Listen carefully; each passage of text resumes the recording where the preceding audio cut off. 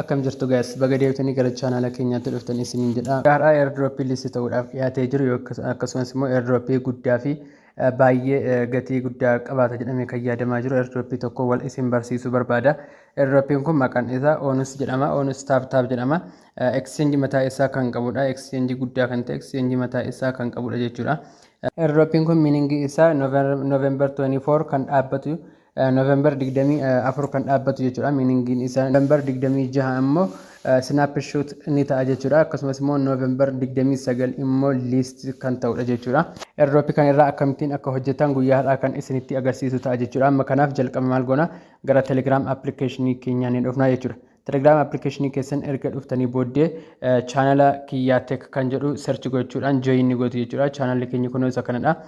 Chaanala Kiyyaa Tech jedhu search gootanii erga join gootanii booddee linkii isiniif kaa'een jira jechuudha. Haala kanaatiin linkii isiniif kaa'eera. Linkiin isiniif kaa'eeratti irratti ni tuqxu jechuudha.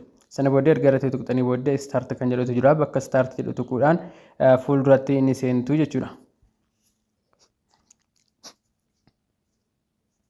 Kana booddee appiin kun yeroo keessa seentan haala kanaatiin isiniif fide jechuudha. Fuuldura isaa fiicharii isaa haala kana fakkaata jechuudha. Haala kanaatiin isiniif dhufa. Gara gadii kanaa yoo dhuftan home page isaa kanadha. Taaskii qaba. Taabis inni qaba jechuudha. Friend invite gochuu ni dandeessu. Akkasumas immoo wallet kan jedhus qaba. Kan hunda isaa tokkoon keessa seeneen isinitti agarsiisa jechuudha. Amma kana keessa erga seentanii booddee asirratti ONX giveaway inni kenna jechuudha. Miliyoona tokko giveaway inni kenna namoota 123 oltu irratti hirmaachaa jira jechuudha. Isinis irratti hirmaachuu yoo kan barbaaddan ta'e maal gootu join now kan jedhu kana tuquudhaan keessa ni seentu jechuudha. Erga keessa seentanii booddee maal gootu bakka kanatti waan inni isin gaafatu ni guutu jechuudha. Kana booddee bakka kana erga tuqxanii booddee maal gootu kun haala kanaatiin isiniif dhufa jechuudha. Erga haala kanaatiin isiniif dhufee booddee seerota isaa kana hundayyuu tokkoon taaksota guutuudhaan maal gootu bakka kanaa join kan jettu kun isiniif ifti ishee tuquudhaan ni ibsitu. Haala kanaatiin irratti ni hirmaattu jechuudha. Kana booddee duubatti deebi'uudhaan kan biraas isinitti agarsiisa jechuudha. Akkasuma lamatu jira jechuudha. Giveaway lamatu qophaa'ee jira. Seentanii lamaan isaa irratti iyyuu hirmaachuu ni dandeessu jechuudha. Akkasumas immoo wantoonni baay'een as keessa giveawayiiwwan garaagaraa ni jiru. Tooniiwwan kan kennitu jira. Kaatiin ni jira. Toonii jira. USDT illee ni kennama jechuudha. Hunda isaanii keessa seentanii tokkoon irratti hirmaachuu dandeessu jechuudha. Kanaaf haala kanaatiin seentanii tokkoon irratti hirmaachuu ni dandeessu. Giveaway as jalatti kennaman jechuudha. Akkasumas illee faarmingii ni qaba. Faarmingii kan jedhu kana keessa seenuudhaan faarmingii gochuu ni dandeessu jechuudha. Faarmingii akkasumas immoo check in kan jedhu kunis immoo ni jira jechuudha. Check in jechuun deelii guyyaatiin keessa seentanii yeroo hundumaa keessa seentanii tokkoon maal gochuudha hojjechuudha jechuudha. Deelii cheekii fudhachuu jechuudha. Akkasumas illee deelii koodii kan jedhus bakka kana ni jira. Deelii koodiis akkamittiin akka hojjetan hunduma isaa tokkoon kan isinitti agarsiisu ta'a jechuudha.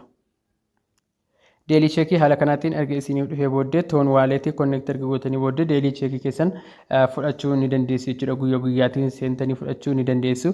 Akkasumas immoo deelii koodii kan jedhus immoo ni jira. Deelii koodii kan jedhu kunis immoo guyyaatiin koodiin gadhiifamu ni jira jechuudha. Chaanaalii kiyya irratti isiniif nan gadhiisa.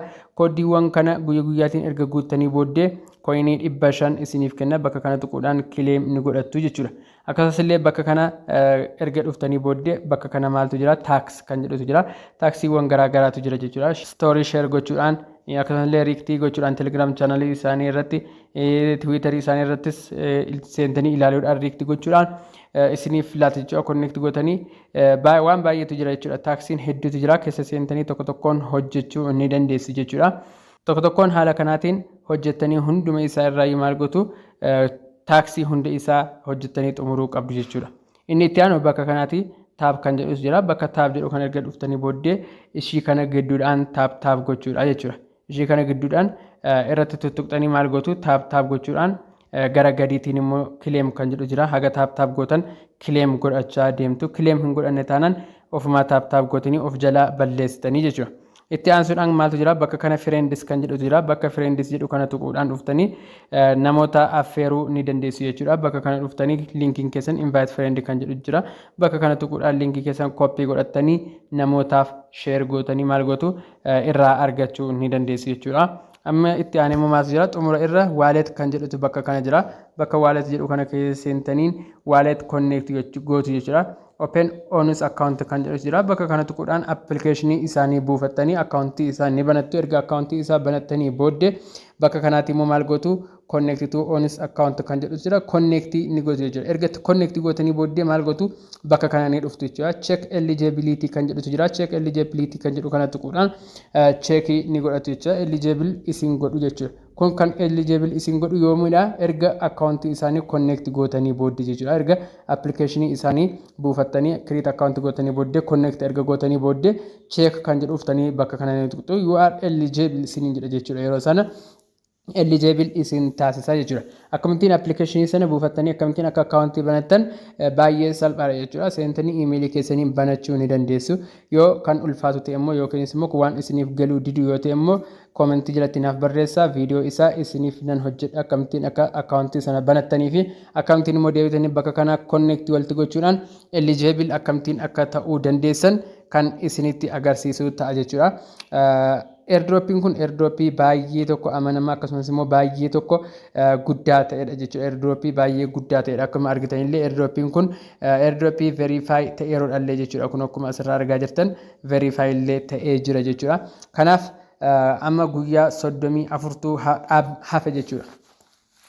Amma guyyaa 34tu hafe jechuudha. Airdropping kun dhaabbachuudhaaf hamma guyyaa 34tti taaksiiwwan hojjechaa taap gochaa haga dandeessan koinii isaa walitti qabadhaa isiniin jedhaaf.